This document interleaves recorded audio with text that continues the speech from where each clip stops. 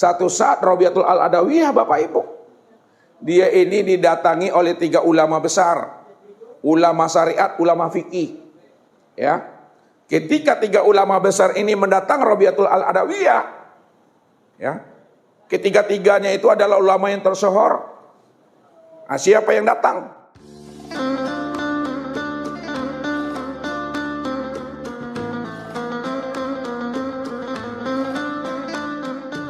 Yang pertama namanya Hasan Al-Basri.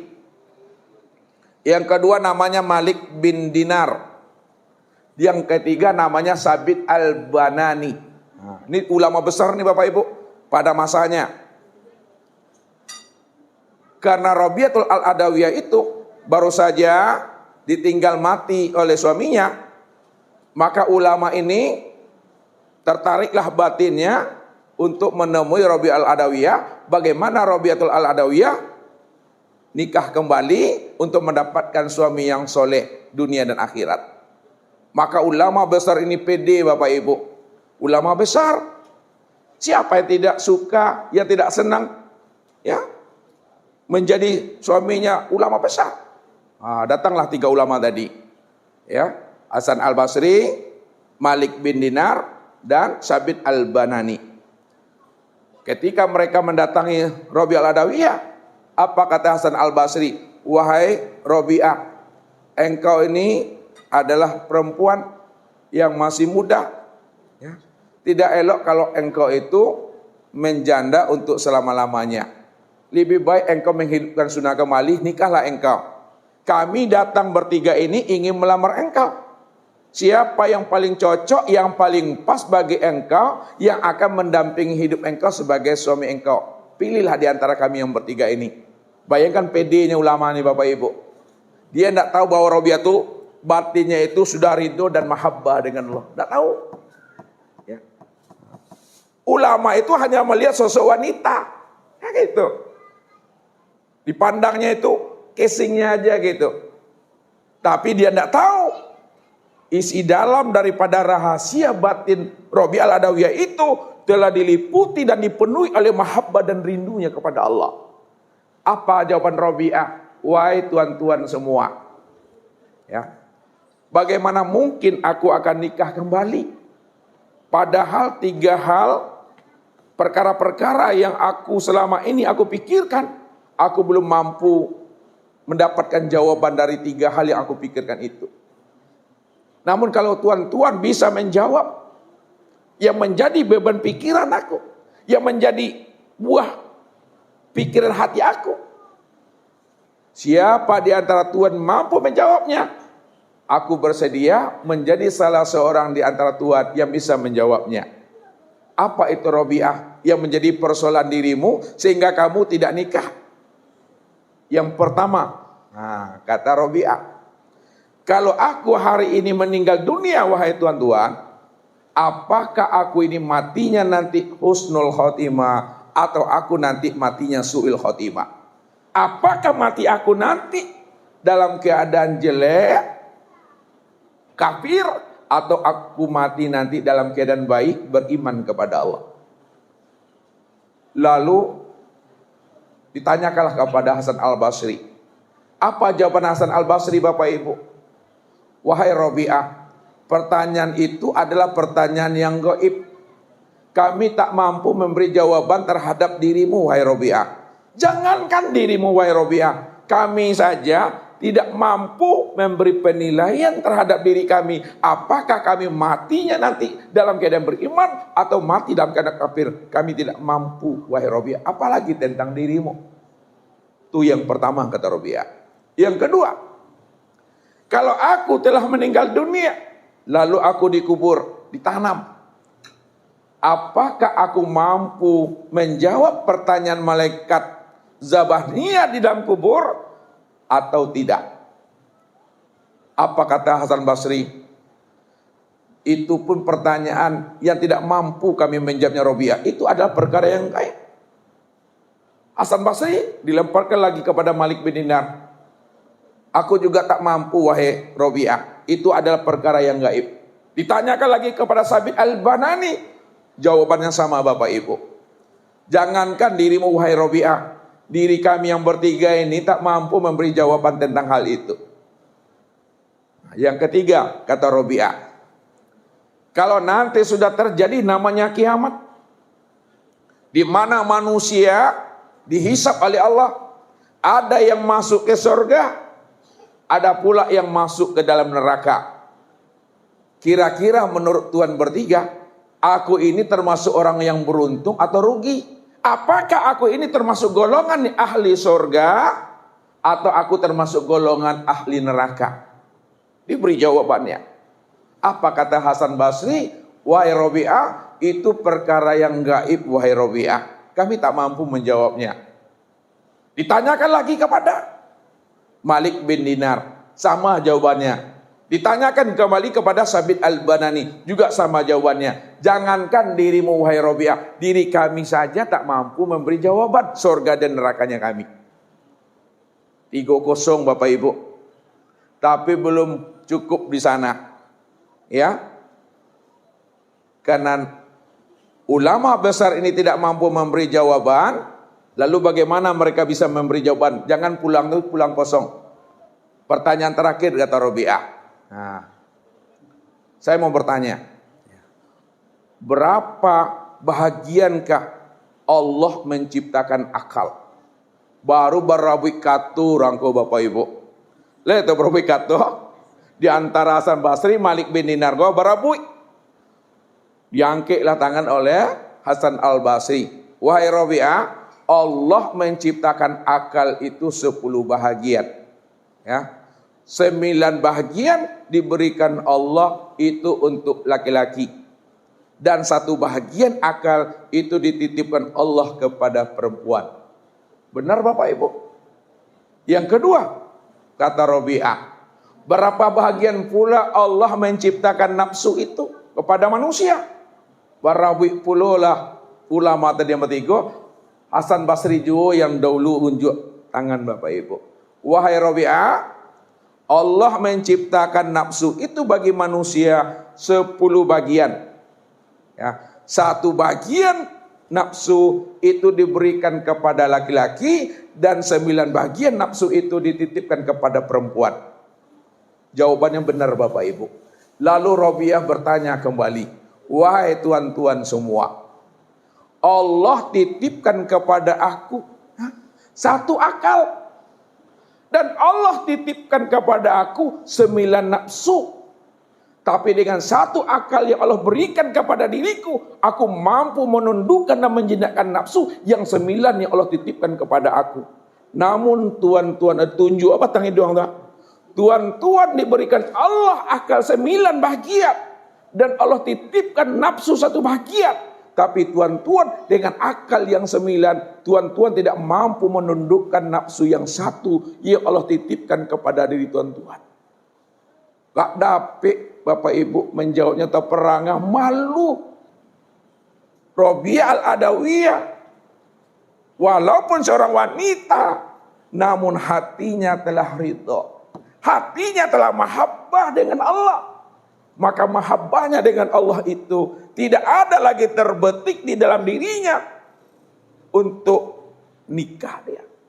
Karena dia fokus kepada Allah, mempersiapkan bagaimana pulang dan kembalinya kepada Tuhan.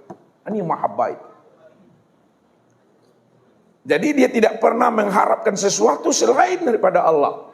Hanya Allah itulah yang ia tuju itu. Namun dia yakin Bapak Ibu, apa yang Allah janjikan kepada dirinya, dia tidak pernah ragu karena Allah itu la tukhliful mi'ad. Nah, Allah itu tak pernah memungkiri akan janjinya. Ya, berkata tidak pernah bohong, berjanji pun Allah itu tidak pernah memungkirinya. Yang penting dia punya konsep. Jadilah kita ini menjadi orang yang patuh. Jadilah kita ini menjadi orang yang penurut. Siapa yang menjadi orang yang patuh dan penurut? Oh, masalah surga ada atau tidak, masalah neraka ada atau tidak, itu terserahnya Allah. Aku beribadah bukan karena surga. Aku beribadah bukan karena ancaman neraka, tapi aku beribadah karena mahabbah dan ridhonya aku kepada Allah. Inilah mantapnya maqam diterkan itu. Jadi tidak ada penghalang satupun Bapak Ibu. Ya. Tidak ada satupun pengganjal batinnya untuk melakukan suatu ibadah dan ketaatan kepada Allah, melainkan yang dia bawa adalah kerinduan itu Bapak Ibu. Ya. Jadi kuncinya begini, kalau kita beribadah, kita kan banyak problem dan masalah nih. Ketika kita beribadah ada problem, sholat kita, walaupun kita berutang, walaupun kita ada masalah dengan anak dan menantu, jangan masalah utang, masalah anak dan menantu itu yang dihadirkan kepada Allah di waktu sholat. Ya, jangan masalah utang, anak dan menantu yang dihadirkan, yang dibawa kepada Allah di waktu sholat. Namun yang dibawa kepada Allah di waktu sholat itu adalah hati hadir kepada Allah dengan bermanja-manja dengan dirinya. Itu dia mahabbah itu. Ya. Ini kunci untuk memahaminya. Yang ketiga, nah, kalau kita sudah makomnya di thariqat, ya kita mesti hijrah Bapak Ibu. Nah, naik kita kepada makom hakikat, yaitu makom musyahadah. Makom musyahadah ini ibadah yang dia kerjakan, ketaatan yang dia perbuat, tidak lain dan tidak bukan adalah untuk menyatakan dan menyaksikan wujudnya Allah yang sempurna pada dirinya. Bahwa Allah lah yang wujud, bahwa Allah lah yang nyata, yang berbuat pada dirinya, tidak ada dirinya, yang ada hanya Allah semata-mata. Inilah maqam menyaksikan kewujudan Allah. Menyaksikan wujud Allah secara sempurna pada diri.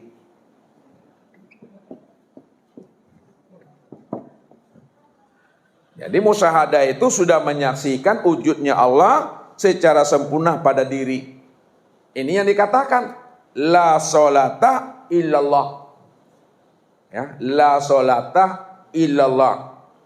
La zikrullah illallah. Tidak ada yang sholat melainkan hanya Allah. Tidak ada yang mengingat melainkan hanya Allah. La fa'ila illallah. Tidak ada yang berbuat berdiri ruku i'tidal sujud dan duduk melainkan yang berdiri ruku i'tidal sujud itu hanya Allah semata-mata. Ini maqam musyahadah namanya. Jadi baru kita sampai pada maqam musyahadah apabila diri kita itu betul-betul telah hapus. Hapus itu mati. Ini yang diajarkan Nabi, mutu qabla anta mutu. Matikanlah dirimu sebelum dirimu mati. Maksudnya apa? Matikan diri sebelum ajal. Matikan diri sebelum Israel datang. Apa yang mesti dimatikan? Yang dimatikan itu adalah wujud dan sifatnya kita mesti dimatikan di hadapan Allah. Bagaimana caranya? La maujudan bil haqqi ilallah. Tidak ada yang wujud pada diriku melainkan hanya Allah semata-mata. La sami'an bil haqqi ilallah. Tidak ada yang mendengar pada diriku melainkan hanya Allah semata-mata. La basiran bil haqqi ilallah. Tidak ada yang melihat pada diriku melainkan hanya Allah semata-mata. La mutakalliman bil haqqi ilallah. Tidak ada yang berkata-kata pada diriku melainkan hanya Allah semata-mata. La aliman, la qadiran, la muridan, la hayyan bil haqqi ilallah. Tidak ada yang kuasa, tidak ada yang berkehendak, tidak ada yang hidup pada diriku melainkan yang kuasa berkehendak dan hidup itu melainkan hanya Allah semata-mata. Jadi dirinya di hadapan Allah betul-betul hapus. Diri yang hapus itu maksudnya diri yang telah sadar bahwa dirinya inilah tempat nyatanya memandang diri Allah secara sempurna. Walaupun diriku ada, tapi adanya diriku bukanlah kenyataan diriku. Walaupun aku melihat, tapi melihatnya aku bukanlah kenyataan wujud diriku. Walaupun aku mendengar, walaupun aku berkata, namun yang mendengar dan berkata itu bukanlah kenyataan daripada diriku. Walaupun aku hidup, tapi hidupnya aku bukanlah kenyataan akan diriku. Begitulah makna hapusnya diri, wujud dan sifat di hadapan Allah. Maka yang berdiri semata-matanya, yang wujud dan bersifat itu hanya Allah. Ini di hakikat. Jadi tidak ada lagi namanya ridho, tidak ada lagi namanya tuntutan di situ. Dia asik menyaksikan kewujudan diri Allah yang sempurna pada dirinya, yang berbuat semata-mata. Ini makomnya hakikat Bapak Ibu. Kalau kita sudah sampai pada makom hakikat, naiklah kita terus kepada makom ma'rifat. Makom ma'rifat ini yang disebut namanya makom mukasyafa. Itu kesempurnaan ibadah. Itu kesempurnaan ketaatan. Itu kesempurnaan amalan. Artinya apa? Tidak ada sebesar zarah diri kita ini yang beramal. Tidak ada sebesar zarah diri kita ini yang melakukan namanya ketaatan. Yang beramal dan ketaatan itu hanyalah semata-mata diri Allah saja Bapak Ibu. Al-abid wal ma'bud wahid. Nah, ini kuncinya sini. Al-abid wal ma'bud wahid. Yang menyembah dengan yang disembah itu dah satu. Ya, berarti hanya diri Allah semata-mata yang berdiri dengan sendirinya. Inilah yang Allah maksud. Wa ni'buduni haza siratal mustaqim. Akulah yang menyembah, akulah yang memuji, akulah yang mengingat akan diriku sendiri. Inilah jalan yang lurus. Inilah jalan yang benar. Tidak ada diri siapa-siapa, melainkan diri siapa-siapa itu. Itulah bentuk dan rupa diriku sendiri, kata Allah. Inilah makna Allah itu qiyamuhu binafsihi.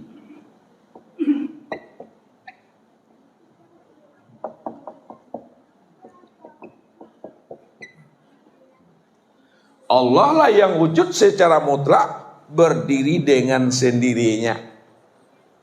Di situlah disebut namanya makom fana dan baqabillah. Sudah lebur dan berkekalanlah wujud ini ke dalam wujudnya Allah, sifat ini ke dalam sifatnya Allah. Maka yang nyata wujud dan sifat Allah senyata-nyatanya berdiri dengan sendirinya. Maka tiliklah kepada diri sendiri. Kalau kita sudah menilik kepada diri sendiri inilah kenyataan memandang dirinya Allah. Pada saat kita menilik, di situ pula lah diri kita tuh hapus dengan sendirinya. Man arafa rabbahu fasadal jasad. Man arafa rabbahu fasadal jasad.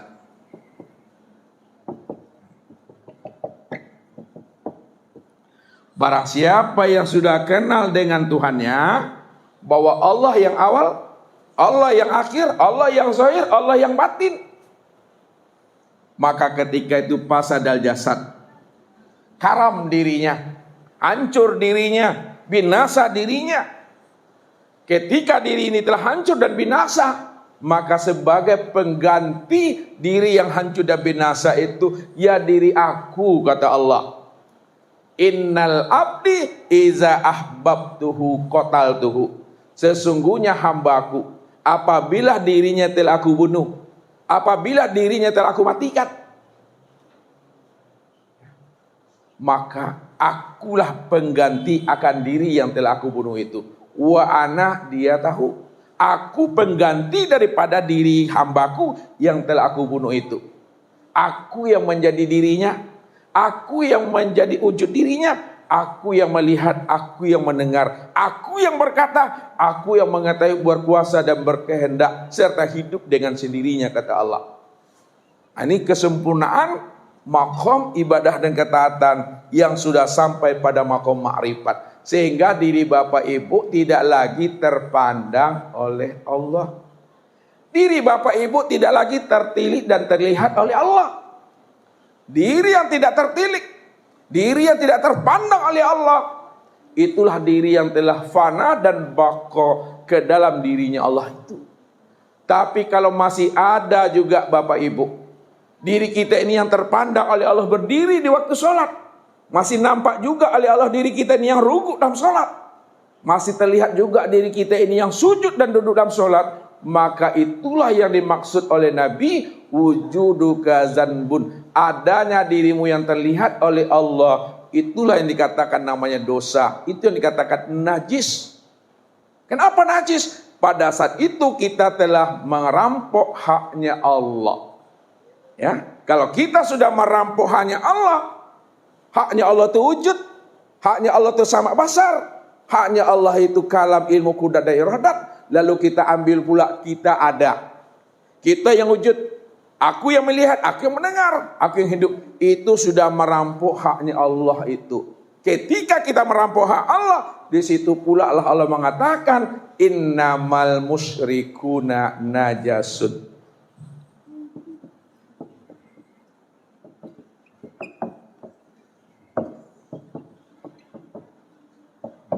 Sesungguhnya orang-orang yang syirik, orang-orang yang merampok hak Allah, orang-orang yang masih terlihat dirinya di hadapan Allah, itu yang dikatakan najis. Najis batin Bapak Ibu. Jadi najis batin itu selagi masih ada rasa, diri yang merasa, itu yang najis. Selagi diri masih terpandang oleh Allah, itu yang dikatakan najis. Maka jangan sampai terlihat diri kita di hadapan Allah. Nah, supaya tidak terlihat diri kita di hadapan Allah, serahkan diri kita kepada Allah, zahir dan batin. Jangan ada diri kita yang merasa diri kita ini yang berbuat. Mungkin ini saja Bapak Ibu yang dimuliakan Allah, sehingga kita paham dan mengerti tujuan penciptaan jin dan manusia itu tidak lain adalah untuk mengenal Allah, menyaksikan Allah, liqa dengan Allah, zuk dengan Allah, sehingga fanah dan bako kita di dalam dirinya Allah. Maka yang terpandang, yang terlihat itu tidak lain adalah Allah semata-mata. Inilah yang dikatakan cerita dan sandiwaranya Allah. Lalu Allah lah yang menjalankan cerita dan sandiwaranya sendiri. Allah lah yang menjalani takdir dirinya sendiri. Allah yang menikmati fi'il dan perbuatannya sendiri. Tidak ada fi'il dan perbuatan kita, yang ada hanyalah fi'il dan perbuatan Allah semata-mata. Itu saja mungkin Bapak Ibu. Mari kita untuk bermuzakarah dan berdiskusi. Assalamualaikum warahmatullahi wabarakatuh.